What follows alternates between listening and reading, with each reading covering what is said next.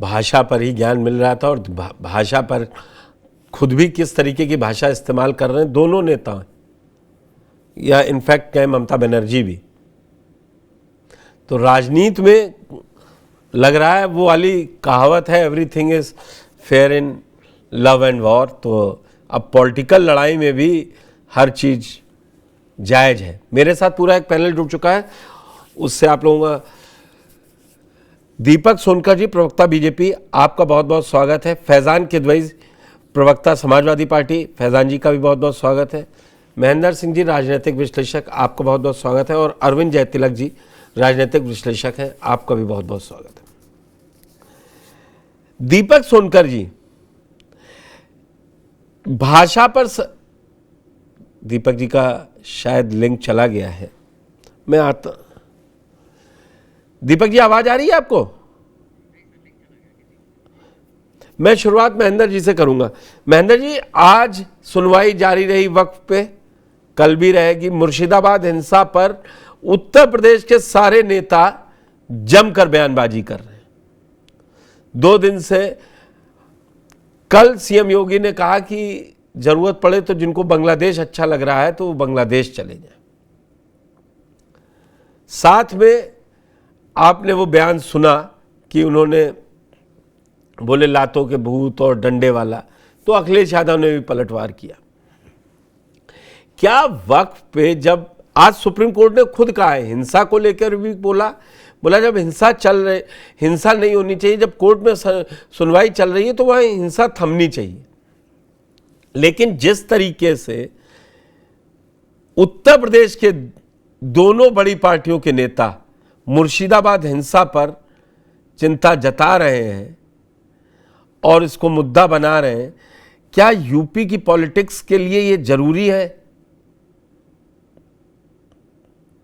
नहीं, देखिए, निश्चित रूप से अगर हम देखें तो उत्तर प्रदेश में जो भारतीय जनता पार्टी की राजनीति रही है वो साफ रही है। और देखिए, योगी जी बिना लाग लपेट के बात करते हैं। उन्होंने साफ कहा कि सेकुलरिज्म के नाम पे जो है अपीजमेंट हो रहा है और इसी वजह से वहां हिंसा हो रही है।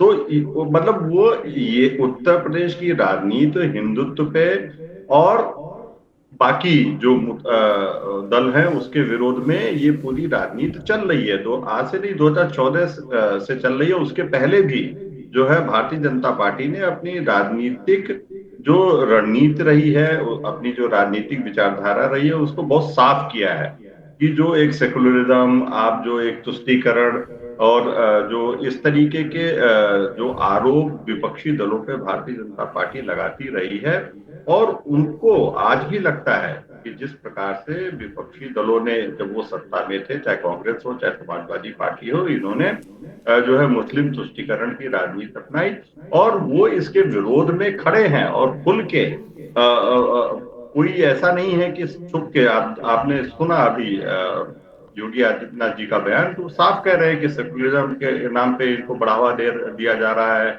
और इस वजह से ये दंगा कर रहे हैं। और इनका देखिए, एक जो आम जनमानस से कनेक्ट बनाए रखने के लिए उन्होंने जो भाषा का इस्तेमाल किया, हो सकता है राजनीतिक रूप से वो भाषा ठीक ना हो, बौद्धिक रूप से वो भाषा ठीक ना हो, चाहे लातों की भूत चाहे डंडे की बात है, लेकिन उनका कहना साफ है कि जो अगर कोई दंगाई है तो उसके खिलाफ सरकार को एक बहुत ही कड़ा रवैया रुख अपनाना चाहिए। और शायद इसी कड़े रवैये या रुख के भरोसे उत्तर प्रदेश में कोई तमाम प्रदर्शन होते हैं, लेकिन कोई इस तरीके की हिंसक वारदात नहीं होती है। उत्तर प्रदेश, हम सब जानते हैं कि देश में सबसे ज्यादा मुस्लिम आबादी वाला देश है, प्रदेश है, और उसके बावजूद मुख्यमंत्री ये दावा करते हैं, और जो कुछ हद तक जो है वो दावा सही भी है कि उत्तर प्रदेश में दंगे नहीं हो रहे हैं। और उसके पीछे जो कोशिश, जो एक एनआरसी प्रोटेस्ट के दौरान की गई थी कि अगर आपने सार्वजनिक संपत्तियों को नुकसान पहुंचाया, आपने जो है जान माल का नुकसान पहुंचाया, तो आप उसकी भरपाई आपसे की जाएगी। तो मुझे लगता है कि ये कड़ा रवैया है। और भारतीय जनता पार्टी और आज की भारतीय जनता पार्टी वो अपनी जो विचारधारा है, जो राजनीतिक विचारधारा है, जो चुनावी रणनीति है, उसको लेके उसको जरा सा भी संकोच नहीं है। वो खुल के सामने आके बहुत साफ शब्दों में बात करती है कि किस विचारधारा पे, किस रणनीति पे वो अपना चुनाव लड़ना चाहते हैं और लड़ रहे हैं। और मुझे लगता है जिस तरीके से विपक्ष का जो रिस्पांस एक तरीके से थोड़ा सा कंफ्यूज जैसा लगता है, कभी वो एक सॉफ्ट हिंदुत्व की रणनीति अपनाते हुए दिखाई देते हैं, कभी वो जो है अल्पसंख्यक वर्ग के साथ खड़े होने में, खुलकर खड़े होने में हिचकते हुए दिखाई देते हैं।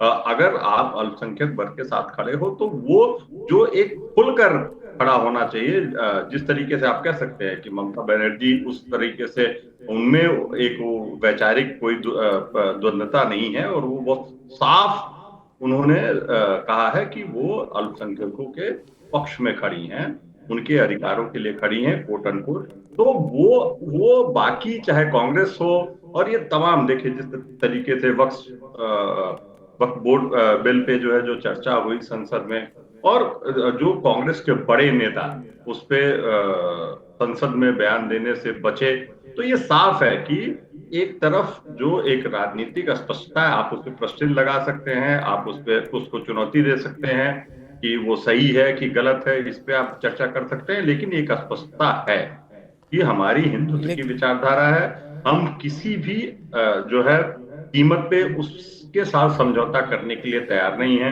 हमारी एक कड़ा रवैया अपनाया है हमने जो है कानून व्यवस्था को लेके, चाहे वो कोई ठीक भी है। हो। तो रोल मॉडल आप बनाइए, रोल मॉडल बनाइए, आप योगी जी को हर जगह उसी रूप में प्रस्तुत कीजिए, वो सारी बातें अरविंद जी मंजूर हैं।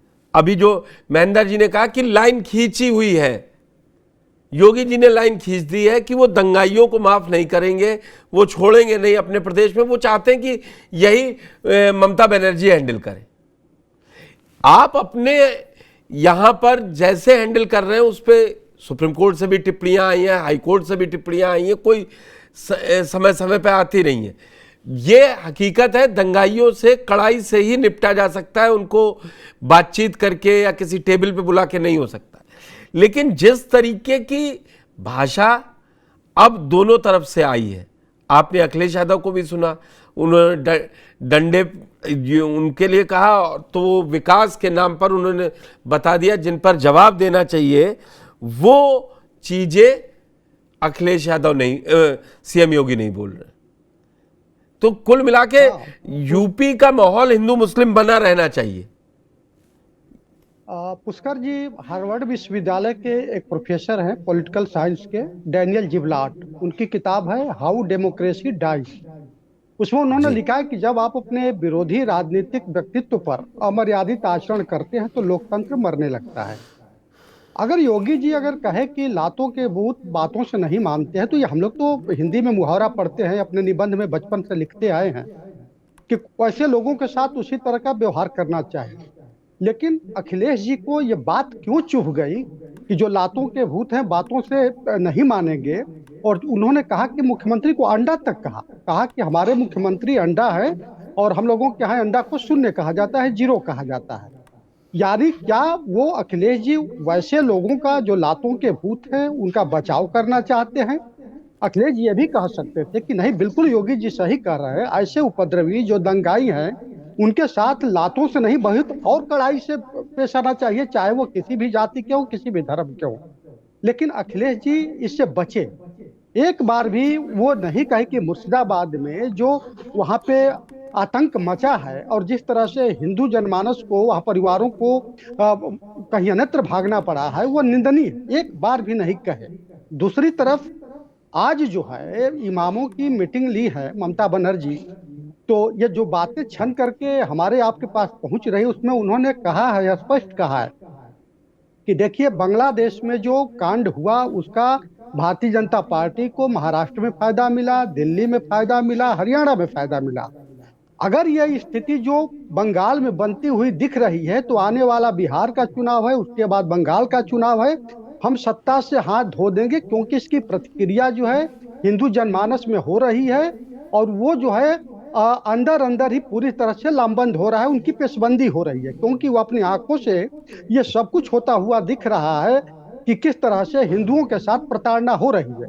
इमामों को उन्होंने सख्त चेतावनी दी कि फिर अगर ऐसा हुआ तो अगली बार आप समझ लीजिएगा कि आपके साथ सत्ता बदली तो क्या होगा, इसलिए दंगा ना करें। तो अंदर खाने में तो ये बात कहती है, लेकिन जब वो बाहर आती हैं तो कहती हैं कि योगी जी जो हैं वो भोगी हैं, वह जो है वहां पे एनकाउंटर कराते हैं। तो क्या वो ये कहना चाहती हैं कि जो अपराधी हैं, उपद्रवी हैं, दंगाई हैं, क्या उनका नहीं एनकाउंटर नहीं नहीं नहीं होना चाहिए? अरविंद जी, उन्होंने जी 69,000 शिक्षक वाली बात पर कहा था वो, और मैं किसी की जी भाषा का समर्थन नहीं कर रहा हूं। अखिलेश यादव ने भी डेवलपमेंट के उस पर उन्होंने जीरो, जो जहां पे आप ले जा रहे हैं मैं ठीक मान रहा हूं कि उस भाषा को वो भी संयमित कर सकते थे, लेकिन वो कह रहे हैं कि डेवलपमेंट में आप बता नहीं पाएंगे। ममता बनर्जी 69,000 शिक्षक में ओबीसी का मसला लाकर खड़ा कर दे रही हैं, और सबसे इंटरेस्टिंग बात है जबकि 25,000 उनके यहां भी शिक्षा मित्रों पर सुप्रीम कोर्ट की तलवार चल गई, उस पर अभी कुछ नहीं किया है। अरे श्रीमती जी, कुछ तो सस्ता लो, बचत करो। नहीं श्रीमान जी, सब बढ़िया लो, रहने दीजिए। इसमें क्या खास बात है? थोड़े में ज्यादा स्वाद, यही तो है इसकी खास बात। वाओ मामा, क्या स्वाद है। अरे मेरे राजा, राजा और प्योर मसाला।